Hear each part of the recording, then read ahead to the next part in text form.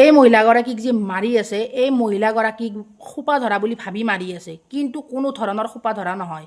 এই মহিলাগৰাকী নিজৰ বাচ্চা এটা লৈ কিনে খুজি মাগি খাই আমাৰ হাজোপোৱা মক্কা তাত মানে থাকে আৰু সদায় বোলে মানুহগিলাখানে দেখা পায়, কিন্তু যোনে দেখা পায় সিহঁতে জানে যে এই মহিলাগৰাকী খোপা ধৰা নহয়। কিন্তু কিছুমান এনেকুৱা ধৰণৰ অমানৱীয়তা থকা মানুহ এই মহিলাগৰাকীক অত্যাচাৰ কৰি মাৰছি, বহুত দুখ লগা কথা। কাৰণ মানুহে মানুহক কেতিয়াও এনেকুৱা ধৰণৰ অত্যাচাৰ কৰি মাৰিব নালাগে, কাৰণ নিজৰ লোমডাল টানলি যিমানখিনি দুখ পায় এই মানুহগৰাকীৰো লোমডাল টানাওঁতে সিমানে দুখ পাইছি, কাৰণ নিজৰ গাত থাপৰে চাবি তাৰপিছতহে গম পাবি।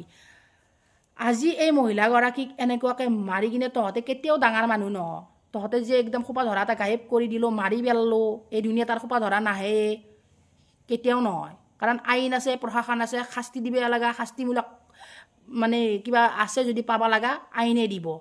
কিন্তু এই মানুহকেইটাই একদম পূৰা লুংগি চুংগি পিন্ধি, জানা সেইটো আৰু লুংগি চুংগি পিন্ধি এই মানুহকেইটাই এনেকুৱাকৈ অত্যাচাৰ কৰি মাৰছি।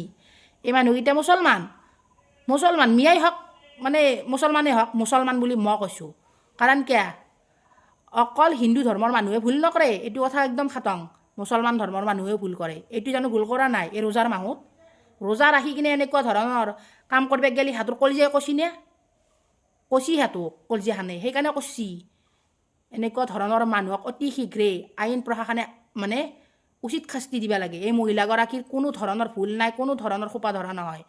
আৰু যদি মোৰ এই ভিডিঅ'টো অসমৰ কোনোবা আইন প্ৰশাসনে মোৰ ভিডিঅ'টো চাই আছে, অতি শীঘ্ৰে এই মানুহকেইটাক এৰেষ্ট কৰিব লাগে, উচিত শাস্তি দিব লাগে।